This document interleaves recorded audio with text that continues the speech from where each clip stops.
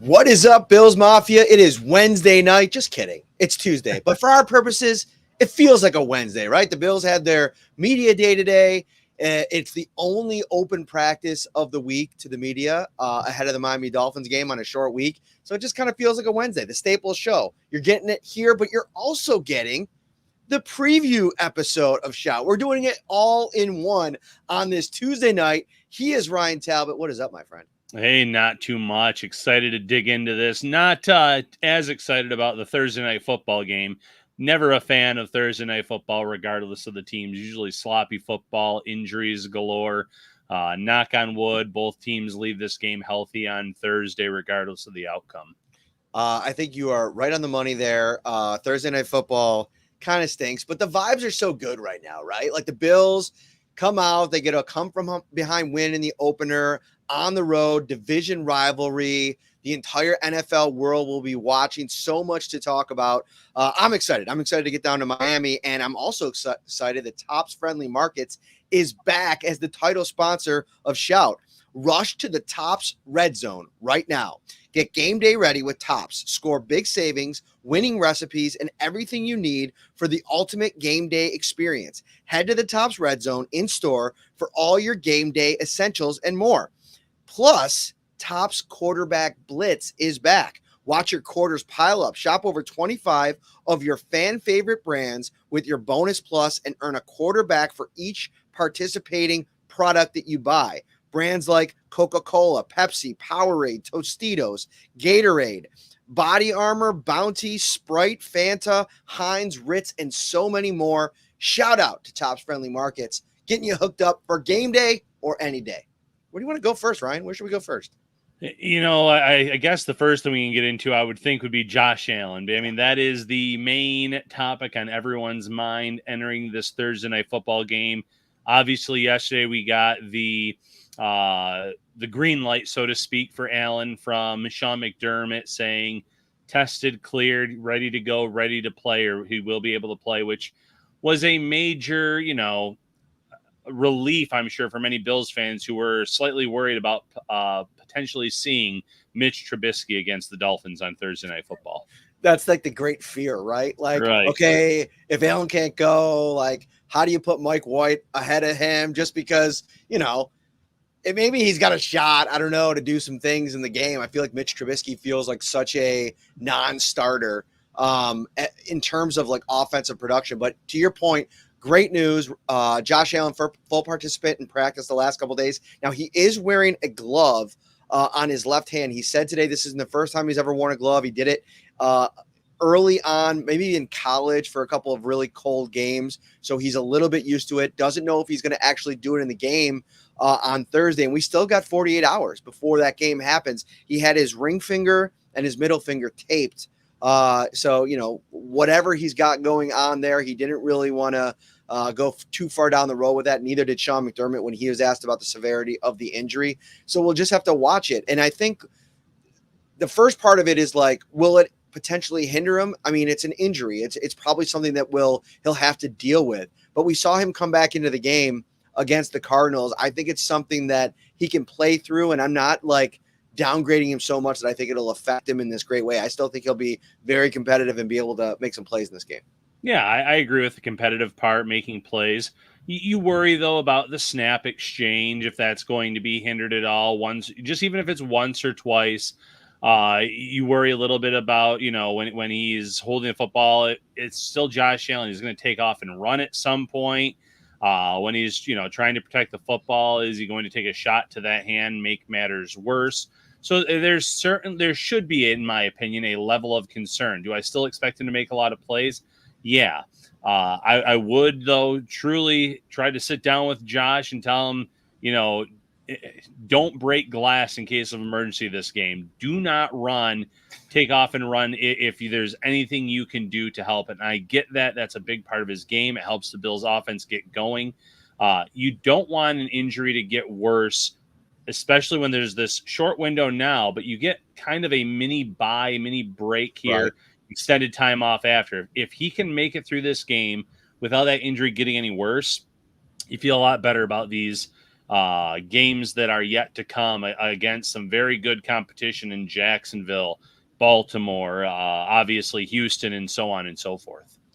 I want to get into this matchup, obviously, but I think we got a little bit of business to take care of before we get there. I want to kind of dive into the details of Spencer Brown's contract really quick and just our overarching thoughts on the deal in general. We didn't go too deep in on this last week. It was something that always felt like one of the natural, like, first extension candidates in Spencer Brown, but the details came back on the deal. 4 years, $72 million, 45 total in guarantees.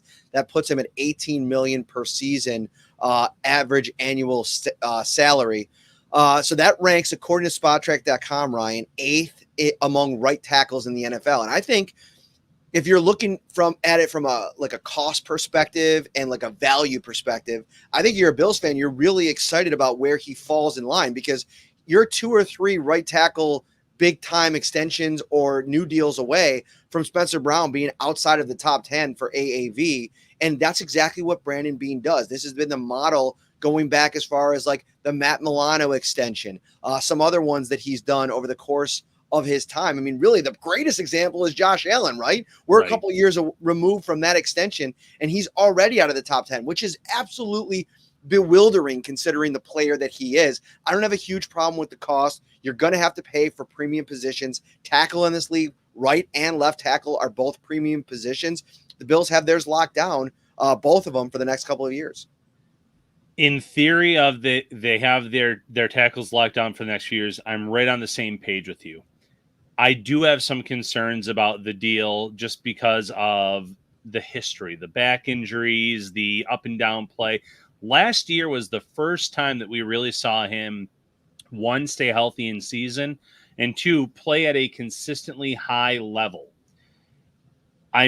Where he's at right now, you're right. He'll fall out of the top 10 right tackle salaries. He'll fall into that middle range before you know it.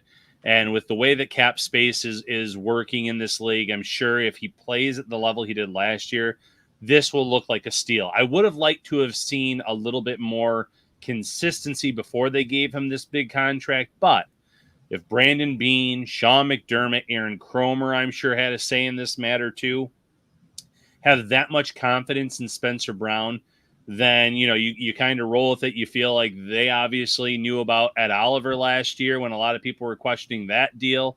They've been ahead on a lot of these deals on the positive side more so than the negative side. So I still had some questions. I would have liked to have seen another half season or so of Spencer Brown playing at a high level. Yes, it may have cost you a little bit more, but I think there would have been a lot less worry, concern, or any kind of issues in your mind about, can this guy stay healthy and play at the level that we saw last year?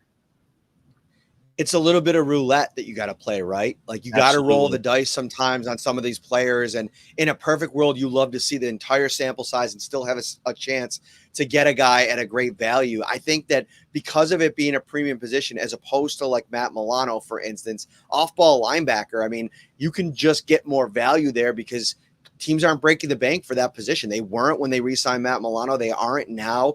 At right tackle, I mean, if Spencer Brown goes out and makes a Pro Bowl, I mean, now you're talking about him pushing into like the mid-20s per season, especially on the open market. Like, to a degree, based on just his season last year, I think the Bills got him at a pretty decent value. And I know it doesn't feel like that because you look at that ballooned up number and you're already paying Deion Dawkins what you're paying him. But to solidify your tackle spots in front of a franchise quarterback like Josh Allen, it's important. I mean, you look at the Philadelphia Eagles model, Jordan Mailata, Lane Johnson on the other side. When you can get those bookends and you have them playing at a high level and you can get them under contract for multiple years, I think you just got to risk it a little bit. I think you make a great point on the injury history, but I think it's pretty good news that he had a little bit of a injury pop up over the course of the offseason, and I think Brandon Beane might have been waiting. Today we heard from Brown, and he said that the conversation started early in training camp. So that was really – his agent came up to watch practice, started having some conversations with Brandon Beane, and that was when Brown got back after missing all of the spring with the shoulder injury. So there's a little bit of a question. All right, are we dealing with another injury that kind of lags? Is he going to be ready to hit the ground running? I think the way that he bounce back quicker than maybe before gave Brandon Beane enough, solace to like, okay, we want to get this deal done. We believe in this guy long term. He's going to work to be that guy. And they made the decision. Yeah. And at the end of the day, you trust the people that are there. You trust the brain trust of this team, essentially, that they are going to make the right decisions in the best interest of this team. And, you watch a lot of these games on Sunday and on Monday, and you watch a unit like the San Francisco 49ers, for instance, and if you have a great offensive line in place that can block, whether it's pass protection, run blocking, it doesn't matter if it's necessarily a Christian McCaffrey or the backup who comes in and can run all over because the blocking in front is so good.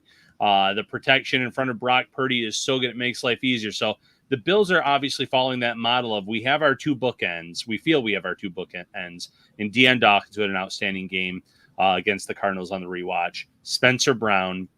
And then you're hoping that interior line continues to gel and work well together. I thought David Edwards had a really strong performance in week one, which I think helps answer a lot of questions about what you have there at left guard. Connor McGovern did a nice job. Osiris Torrance struggled quite a bit penalty-wise, but just overall in play was not what we saw out of him as a rookie, out of his rookie year. But if that line plays at anywhere close to a level of those elite units, it's going to help Josh Allen. It's going to help James Cook, Ray Davis. It's going to help this team win games, potentially win the AFC East, and then maybe make a run in the playoffs. Thank you so much to everybody joining us on a Tuesday night. So much to get to here over the course of the show. The game's coming up in 2 days. A lot to dive in on those Miami Dolphins. I just finished the rewatch there. I rewatched Bills versus Cardinals. So a lot of stuff to get here. One question I saw pop up in the chat, which is a really good maybe conversation starter about what this 53-man or 48-man might look like on Thursday night. Taron Johnson already been ruled out. Dewan Smoot also has been ruled out. He's dealing with a toe injury. Jim asks if it's turf toe. There hasn't been given clarification on that, so hopefully we'll get that from Sean McDermott. They're still evaluating. That's another thing. We don't know the severity of the Taron Johnson decision, what they're going to do with him here. Sean McDermott's term that he used today was interesting. He said they were still researching the injury. So you wonder if they're trying to get second opinions or whatever they're trying to do with it. But IR probably in the mix, trying to figure out how long he's going to be out for. We don't have an update on that. The question is, with Taron out, who do they call up? Is it Daquan Hardy? I don't know if I'm there yet with Daquan Hardy, practice squad. What I think might be more realistic is, okay, you have DeMar Hamlin and Taylor Rapp. You have Cam Lewis, who's going to play the slot corner. You have Jamarcus Ingram, who filled in that dime role. You got there, you're fine. If there's tends to be an injury, whether it be to Ingram or to Lewis in the game, right, I think this might be the spot to finally let Cole Bishop get his first action. Yeah, I think you're right on the money there. I don't know if they're there with Hardy yet either. And Hardy was that guy that I think almost everyone on the beat, everyone watching the preseason games thought this guy was going to make the 53-man roster. He had some good moments in that nickel cornerback spot. He had a few decent returns. But the Bills kind of felt like as the return guy, he wasn't quite ready yet. As a defensive back, they probably felt like there was still some growth to be had there. Throwing him in against a passing attack like Miami also wouldn't necessarily be fair to a guy like Hardy.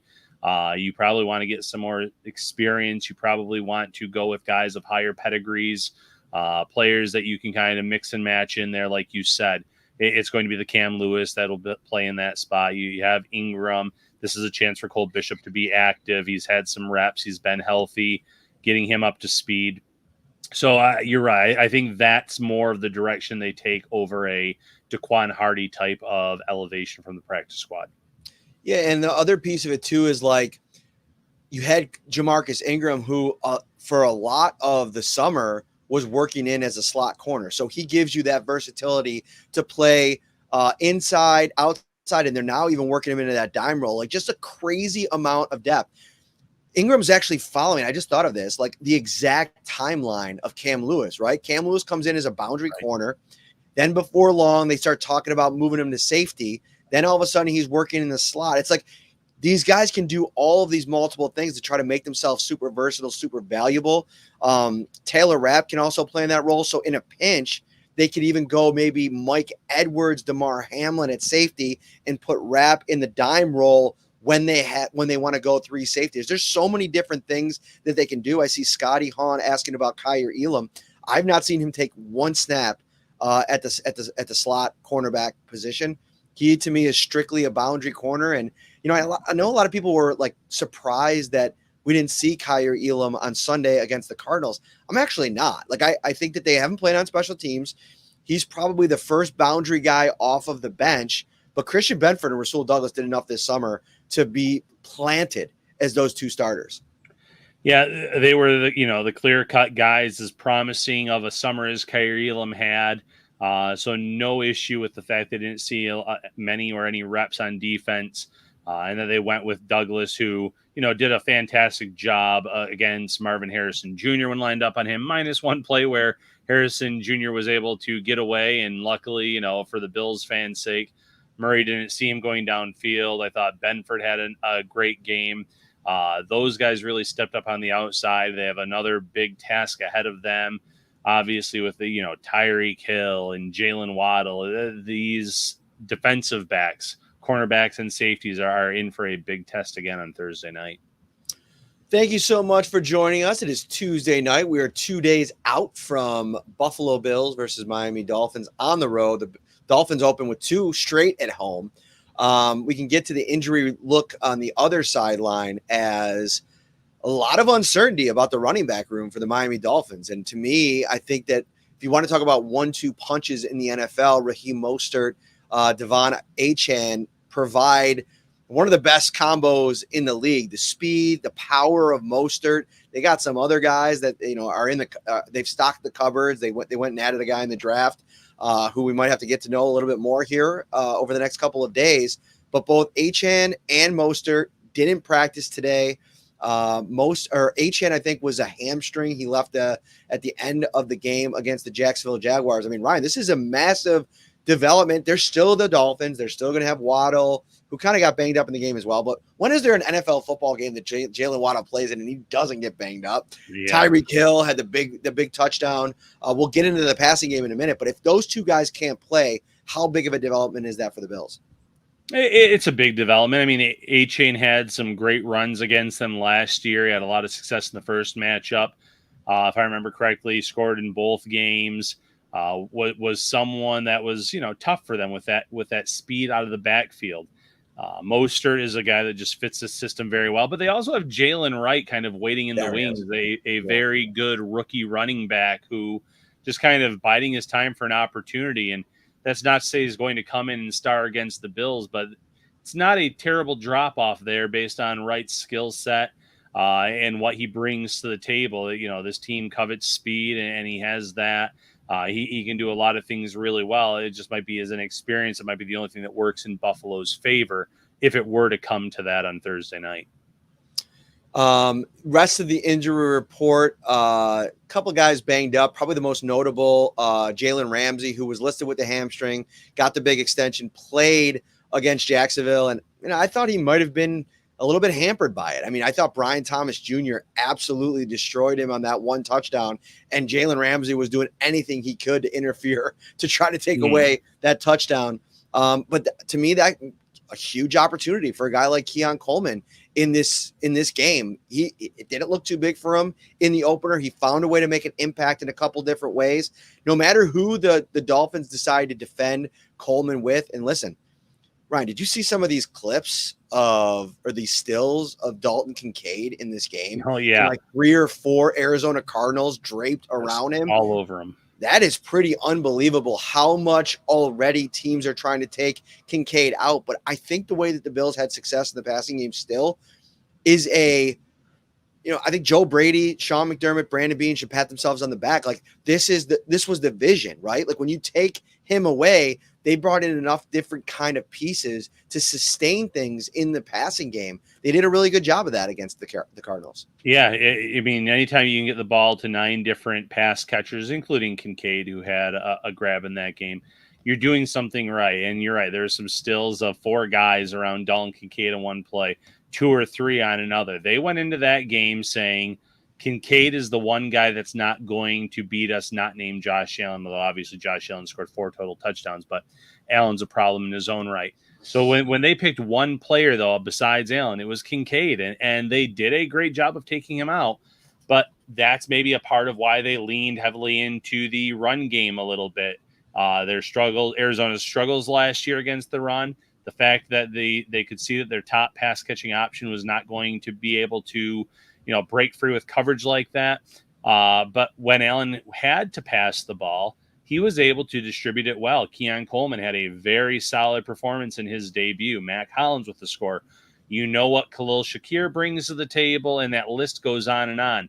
I think that Thursday night might be a good coming out party for Curtis Samuel if and only if the Dolphins follow a very similar game plan to what we saw where they try to eliminate Kincaid, because I think that there's a lot in the bag of tricks, so to speak. And if you want to limit Allen as a runner and you want it to make them a little bit more dynamic than just the running backs in that room, Curtis Samuel brings you some different things that he can do out of the backfield as well. One thing that I really wish the Bills would have been more deliberate about this offseason was taking a long look at their defensive line spot and adding a little bit more competition. Like we talked about it when they added Deshaun Williams, who actually he got a tryout visit with the Panthers. I saw reported today. So he's kind of still out there kicking around, but it tells you something that the Bills had no interest in bringing him back to the practice squad. He was never a guy that I thought was going to be in the mix. So you go out and you get Austin Johnson. You bring in Williams, who was this other guy that you kind of hope from your pro personnel scouting was going to be somebody you can count on. And then you land Dwayne Carter. And listen, I know that they're high on Carter. They like him a lot, but they play him 7 snaps, right? And I asked Sean McDermott today about the lack of snaps between them. 13 for Johnson, 7 for Carter. Ryan, that's a huge workload on Oliver and Jones over the course of the season. And maybe you need them to carry a little bit more of the load early on as Dwayne Carter's kind of getting the speed of the game down. But he compared it to Greg Rousseau as a guy like comes in his first couple of years, has to kind of figure things out, and they're hoping that the growth and development is there. It's like, well, that's all well and good, but you need guys right now in this rotation. If you're putting Carter and Johnson out there against the Miami Dolphins on Thursday night, you have to be able to rely on them to be able to make stops in the run game and generate some pressure. Because here's the thing, Ryan, one of my keys to the game, you have to impact the game up the middle. Ed Oliver, Daquan Jones. Daquan Jones was an animal last year. He was great. He was he was arguably the best player on the field. I remember. Then he got hurt in London the next week. You have to affect the game in the middle, and I'm just a little bit concerned about the drop off to Johnson and Carter. As Sean McDermott said today, they're still trying to get Johnson to execute, to play the way they like their tackles to play in this defense. It's funny because you watch the players the Bills have brought in over the years for depth options, and you get these expectations, and the last few years they have not met expectations. You start to wonder if the system's part of it in terms of what they want the players to do. I don't know how many games you watched, rewatched, or saw clips of, Matt, but one defensive tackle, a former depth defensive tackle for the Bills that had a monster game last week? Poona Ford. Poona Ford was They never liked him. They just never liked him. Monster for the Chargers in week 1. He was one of their highest graded guys on PFF, but he was unbelievable when you watch the video clips and what he did. And you sit there and you say, okay, the Bills signed this guy. They were interested last year. They finally signed him once the compensatory pick formula went out the window. They didn't have to worry about that anymore. And then he could never get on the field. He was not a contributor. And you look at Austin Johnson, and he made a play or two in that first game, but it wasn't anything spectacular. And you have Dwayne Carter, who they're bringing along as that rookie, and the depth there is a concern. I mean, in a game like this, do you elevate a player there? Probably not, because you're healthy at defensive tackle. You have some options. But it's just bizarre how some guys come in here, they don't work out here, but then when they go elsewhere, they look just like they did in a previous stop and how they played. So, in terms of this matchup on Thursday night, I think Ed Oliver could have a very good game. He did not play very well in week 1 against Arizona. I thought he struggled. Did you rewatch the game? I did. I didn't come away very impressed with him overall. And again, if you have a different stance, feel free. I don't. Okay. As a matter of fact, it's like, listen, I don't think every game is going to be great, right? Like, I don't think our good buddy Pat Moran is on the. Oh my gosh, he's on the Ed Oliver hate train, and I get it to a degree. Like, I get wanting him to be at a level consistently. You see the opener, right? Right. If anybody has a reason to take a game off, it's Chris Jones, right? The guy's won 2 straight Super Bowls. He's got 3. He's one of the most decorated defensive tackles of all time. It doesn't matter. The ball gets rolled out. He's ready to play. He makes big impact plays in the game. And it's like, when is it going to get to a point where Ed Oliver is the guy that you consistently rely upon for that week in and week out? I get all of that, but I'm not ruling out him coming in against a Miami Dolphins offensive line that doesn't really impress you and having a huge monster game. And Greg Rousseau's coming off of a big game. Von Miller talked today about did you know it was 665 days? I never even really put my head around that it's been that long since between Von Miller's sacks, right? The last sack he had before the injury against the Vikings in 2022. And then obviously didn't have one all last season, then gets Kyler Murray kind of fell and he tagged him, but he still won his rep, and his pass rush win rate was really good against the Arizona Cardinals. And I think he has a chance to do that again this week. So you just want the consistency from Oliver and the big impact plays. That's just it. It's consistency. It's not just those games where he takes over and he dominates, but then, doesn't build off of that the following week. You just want to see consistent play. It doesn't have to always be multiple sacks or big plays, like one play here and there. It just needs to be a consistent level. And there's a lot of ebbs and flows, ups and downs, so to speak. And I see Jim here in the comments, Matt, especially with the Heat, they will need to rotate players in and out. I agree with that. It's still going to be hot in Miami. The one good thing is they don't have to worry about the sun hitting them like it would in the mid-afternoon had this been a Sunday afternoon game. So the Bills did luck out a little bit in terms of it being an evening game. It'll still be hot. It'll still be humid, but it's not going to be one of those cases where you look at their sideline and it's like 130 over there and much different over on the Miami sideline. They did luck out a little bit with the way this was scheduled. So I'm going to read you the weather report for Thursday while we're bringing up the weather. 35% chance of precipitation. Thursday's low will be 78 degrees between 4 a.m. and 5 a.m. and the high will be 92 to 3 p.m. Precipitation, 35% is not crazy. And obviously it goes to the highest right around game time. So it could definitely rain on the day. But I think the rain the Bills historically have played pretty good in the rain. And I almost feel like that kind of gives them the advantage. Like, bring down the temperature 5 or 6 degrees with a little rain, have it be a little bit tougher to get your footing, slow the game down a little bit. Bill's going to lead on their run game. And that's another thing about this that I think is interesting.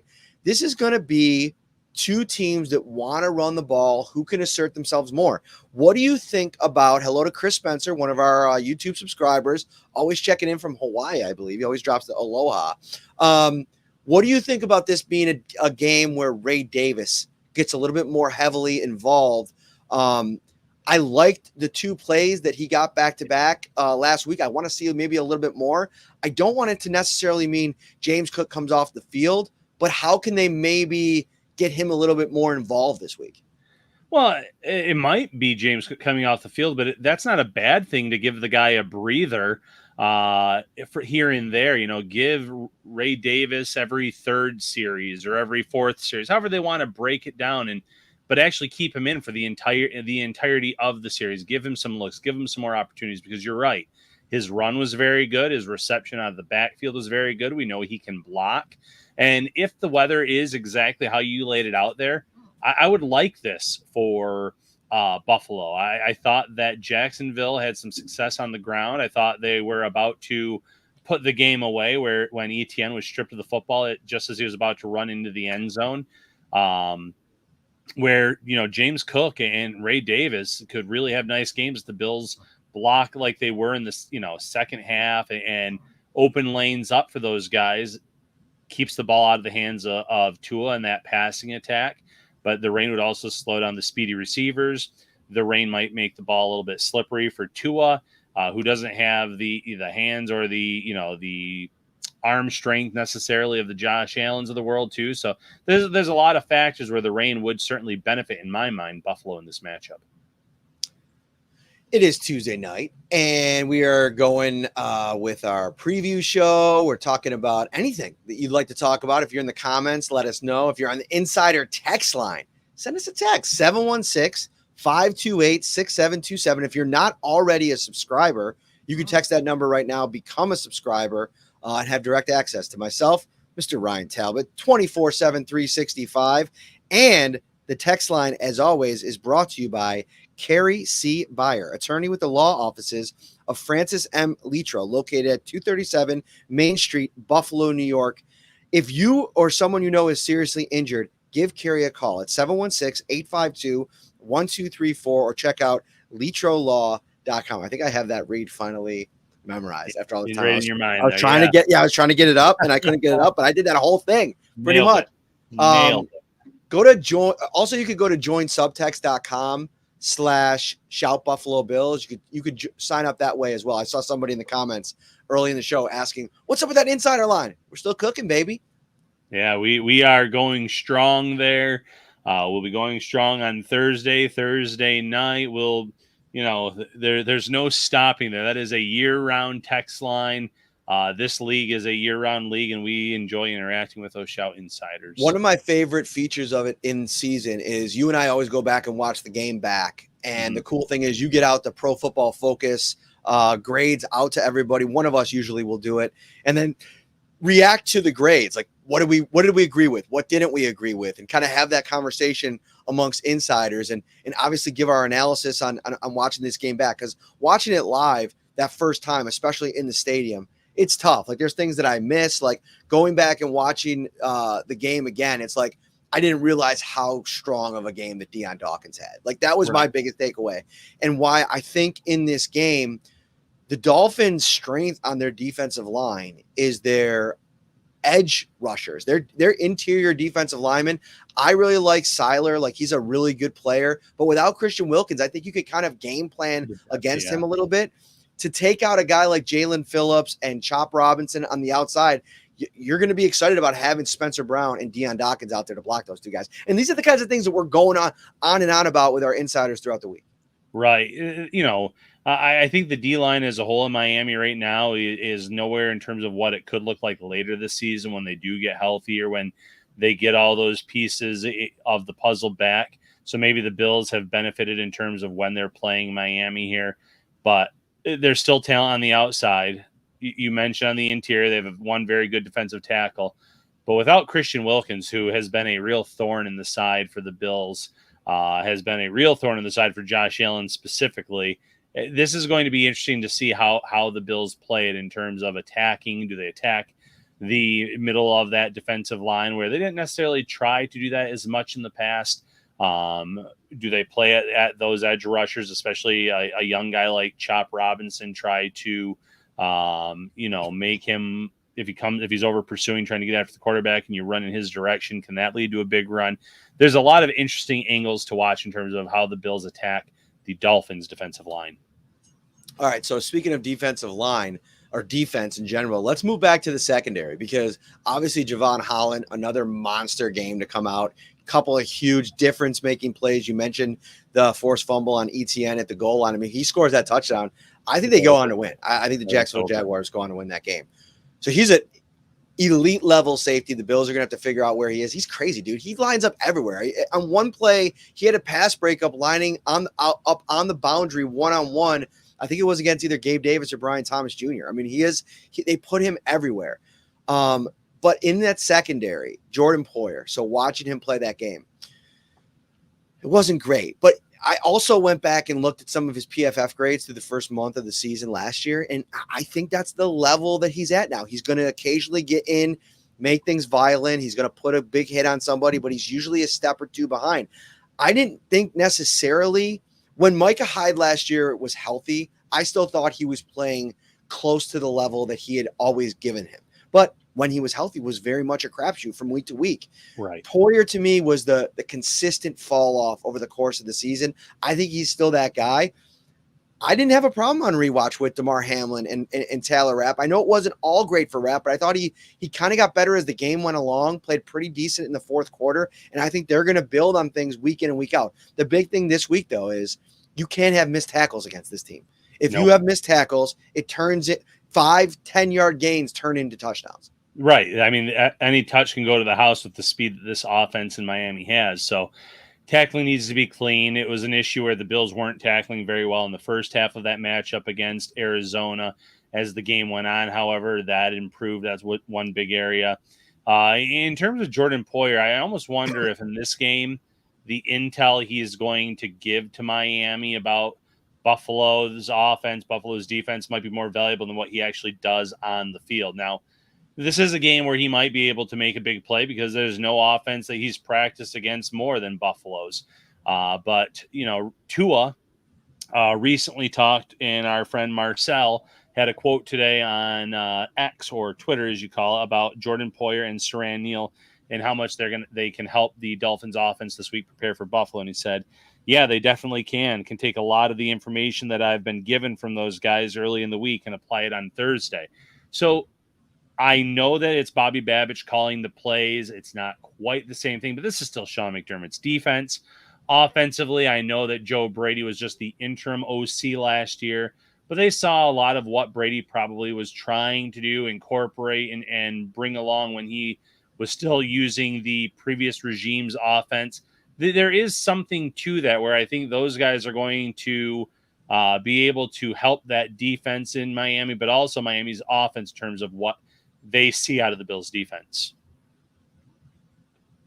I'm just reading some of these comments here. Dr. Weber Fit asking about Javon Solomon. He is back. He practiced on a limited basis the last couple of days, and that'll be interesting. If they can get him back kicked up here, Ryan, and ready to play on Thursday. I know it's a short week, but that could be a really interesting addition because the other thing about the rewatch, great play on special teams by Casey Toohill to come down and blast that guy when the returner for the Cardinals muffed the kickoff. But as a pass rusher, he just didn't do a lot for me. This is something that we were talking about all offseason long with Toohill. He ended up with a pass rush grade of 53.7, which was even lower than Dwayne Carter and Austin Johnson, who didn't grade out super favorably. I mean, Ed Oliver actually came in at a 50. So, I mean, that a pretty brutal day for him. But in terms of pressure, Toohill was out there for, total 11 snaps, wasn't able to generate any pressures or any tackles. I think this is a game where you like that juice potentially that Javon Solomon could sprinkle in.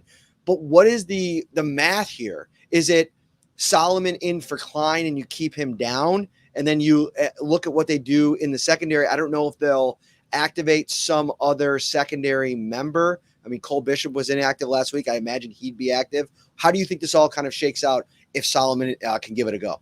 Yeah, it would be Solomon taking that spot that Klein occupied on the roster by being elevated for sure. And, if there's one thing Buffalo has done a really good job of against Tua over the years, is taking away his first read.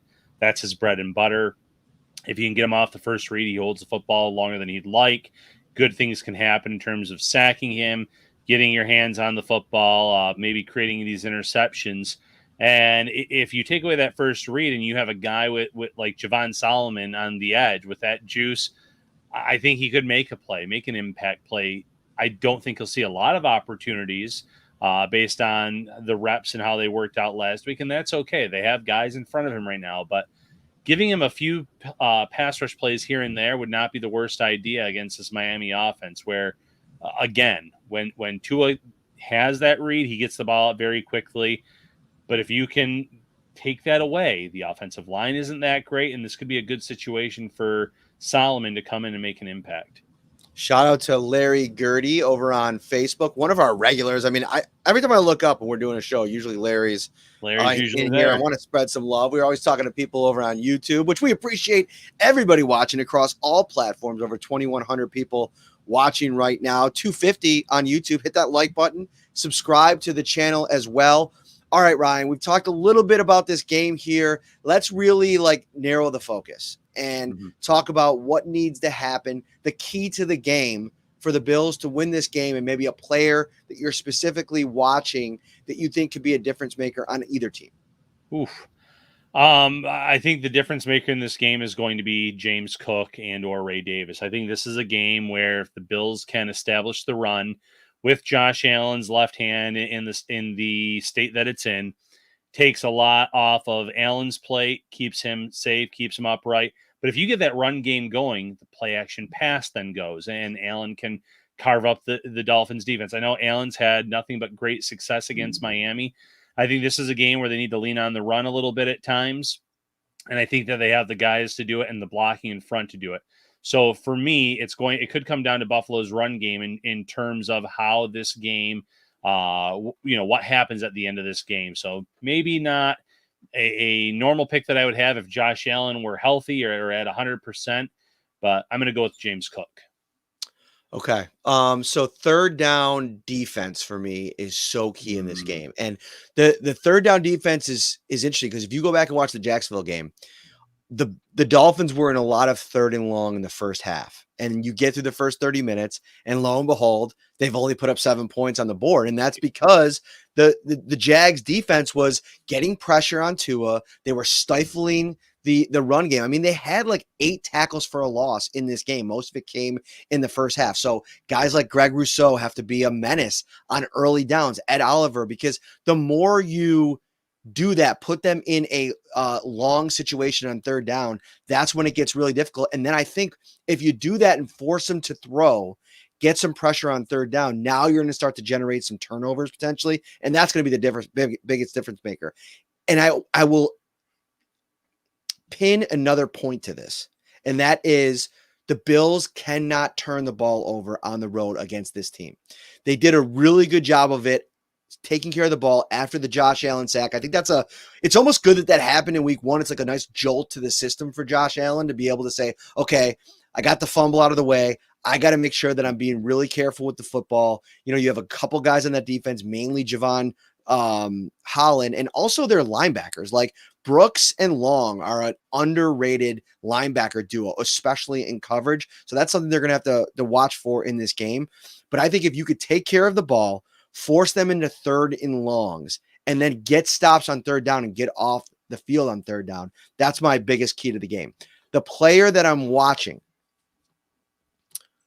I'm going to go with Keon Coleman, man. I think that he's slowly, and I guess I can't say slowly, it's quickly, because I mean, he just, the hype train really started draft time. Then the conversation quickly shifted to, all right, what's the realistic expectations for year 1 for this guy? Now, before I get into this, you shared a clip that I haven't been able to watch yet on social media from Dan Orlovsky of ESPN. Take me into what Dan saw from Keon Coleman on Sunday. Yeah, it was Dan, another analyst at ESPN. They were talking about 4 of the receptions that he made and what was the good, what could he do better, and everything that they said was right on the money in terms of they praised Coleman for the route running, sitting in the zone at the right spots, getting open. Some of the criticism were just like the dancing around after the catch doesn't really work in the NFL. You have to be more sudden with it, which I do agree. When you watch those clips, he would kind of turn and kind of bounce around back and forth. It didn't really generate any extra yards. He needs to catch the ball and just turn upfield. It might just generate an extra 3 or 4 yards, but that's still 3 or 4 more yards than what he would have had last week in those situations. The sideline play, they talked about how he should, try to stay a little bit more inside the cornerback, so that way he's not right against the sideline. They praised Josh Allen on that throw, saying essentially that if it wasn't Josh Allen, that would almost be an impossible throw for a quarterback. But they praised a lot about the body positioning, the knowledge of where to sit, the the immediate route running in terms of what they saw out of him in that matchup. So there's a lot of good that came out of that clip. Highly recommend anyone watching. I shared it on my X or Twitter feed. Yeah, I'm going to give it a watch. I enjoy Dan Orlovsky's analysis when he goes through the tape, similar to Greg Cosell, two of my go-to guys. For me, Coleman is a big player in this game because I don't believe in the cornerbacks for the Dolphins. Like, I think we talked about this a little bit. Jalen Ramsey, I think, is still living on a lot of hype. I think Kendall Fuller is a nice player.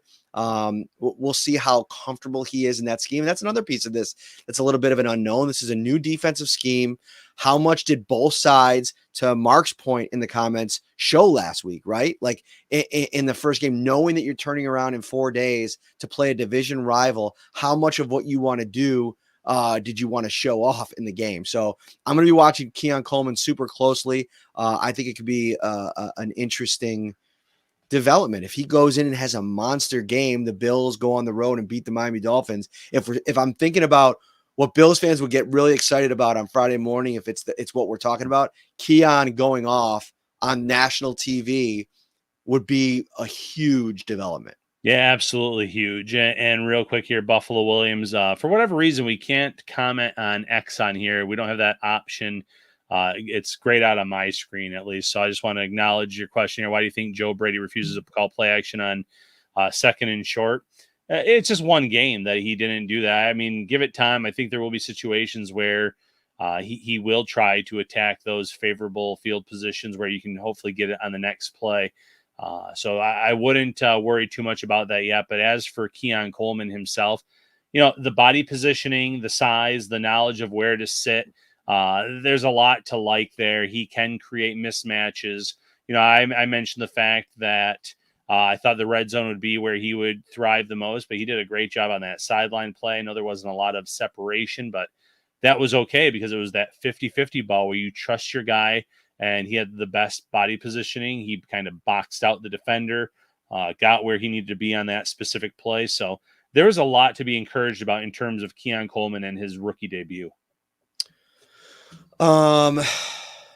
Definitely. And I also think that there's something to be said for, if you think you're a physical team at the point of attack, lean into the running game and trust that your running backs can get a yard or two. Right. So I think that's part of it. And I also think that, like, you got to worry about tendency building in this league. Like, you hear so many guys talk about, like, as the tape gets kind of piled up, some things that you might just want to save for later in the season. And you can't save everything, but, like, in terms of what you want to be, especially early in the season when you got a fully healthy offensive line, I have no problem just trying to out physical a team. All right, let's get into the final segment here, Ryan Talbot. It is prediction time. And can I tell you, for the first time since we started this podcast, I started this podcast without my prediction written down and established already. We might have to like talk through a session here because I don't have my pick. Okay. I've been thinking about it all day. So you're going to start us off. We'll see where you're at, and then I'll go with mine. In our game by game predictions recently that we published, I said that I can't pick the Dolphins until I see them regularly start to beat the Bills, and it just hasn't happened yet. I know Josh Allen's coming to this game with an injury, but much like those Tom Brady Patriots against the Bills, I can't go against Buffalo. They've had too much success against Miami. I do have the Bills winning this on the short week. It's a close one. It's a little bit of a nail biter, which that seems to be the Buffalo Bills way of living, making their fans age at a rapid rate during football season. Bills 27, Dolphins 24. All right, so 27-24. Close claim on the road. So I guess the first part for me is, number one, Josh Allen being available to play, the Bills being pretty much healthy on offense. I think that, not a ton of wear and tear on Samuel. I liked your point on him earlier. That could be something that can be a little bit of a surprise for the Dolphins. He didn't appear a ton on tape when you go back and watch that game. Mm-hmm. And I think, he had 2 quiet catches, but somebody that I think they're starving to get him more involved. So if this ends up being a Curtis Samuel game, also, I could totally see that. Here's the 2 big parts for me. Number one, these running backs not being able to play for the Dolphins changes the math for me a little bit. And after I got a chance to really watch their defense for an entire game, I came away with, I don't know where they're extraordinarily better than the Cardinals. Like, I didn't come away from that game, despite the Bills putting up 34 on the Cardinals the other day. I didn't come away from that saying that the Arizona defense wasn't as impressive as the Dolphins against the Jags. So I think where I'm at, their inability, I believe, to get pressure on Josh Allen will be a big factor in this game. And I also think that the Bills are very comfortable. They spent their summer getting comfortable being okay with whatever result comes on a play. And to me, I think that's going to be a departure from what the Dolphins have had to defend over the last couple of seasons. Even what Jordan Poyer has had to defend in practice against Josh Allen and this offense. That's a thing that we haven't talked enough about. All of this, like, materials that Jordan Poyer could take with him, all these years of experience going up against Josh Allen. He could take all of that with him to Miami. But he can't prepare. He hasn't seen Joe Brady's new look offense, right, all the concepts that they've added. He's never played against this collection of pass catchers without Stephon Diggs, when that's been the majority's focus of the defense. So I really like that level of balance that the Bills can bring offensively and putting the Dolphins defense off balance. So I think I've talked to myself off of the Dolphins winning, which I had in my prediction a couple weeks ago here. And I think I am going to take the Bills in a close game, 28-27. Whew. Nail biter. Bills win and nail biter. Maybe a late fourth quarter touchdown. And to me, that is where the Bills still have the advantage late in the game. If it's Tua versus Josh Allen, I feel like Tua is the Josh Allen to Patrick Mahomes of this, battle over the years. Josh Allen has consistently gotten the better of him. And to your point, until Tua and the Dolphins are able to slay the giant, I'm going with the Buffalo Bills in this one. Love it. Yeah, same page. Miami is a talented team. They did show a lot of they look like a different team in the way that they're able to come back and dig themselves out of that hole against Jacksonville, where that hasn't always been the case. I saw Mike McDaniel say something about in years past that wouldn't have been a game that they had won. They had some timely turnovers that they created. They made some big plays off of that, a 14-point swing, in fact, off of the ETN fumble. So this is a good team. It's something to watch, but I still have more faith in the Bills than the Dolphins at this point in time. All right. Daryl Fletcher, my guy from over on X, but is commenting on YouTube. Thank you. Hit that like and subscribe, everybody, on YouTube. Achan did not practice again today. We won't have game status, I believe. We won't know for sure until Thursday. So no report out on Achan, and they're probably going to play that out similarly to the Christian McCaffrey saga. Yeah. Yeah, and they can do that right down to the final minute, essentially. That's it. Schedule tomorrow is I'm getting on an airplane, David, to fly to Miami, as are the Buffalo Bills. So nothing tomorrow. Availability wise, we'll have some stuff up on the website. I'm writing about Von Miller, I think, for the morning, and then just talking to him today about that gap in the. In time without a sack, to go through all of last season without one. It's pretty crazy to think about. So travel day Wednesday, football Thursday. We'll be with you on Shout post-game edition. We cannot wait, and we cannot say thank you enough to Tops Friendly Markets.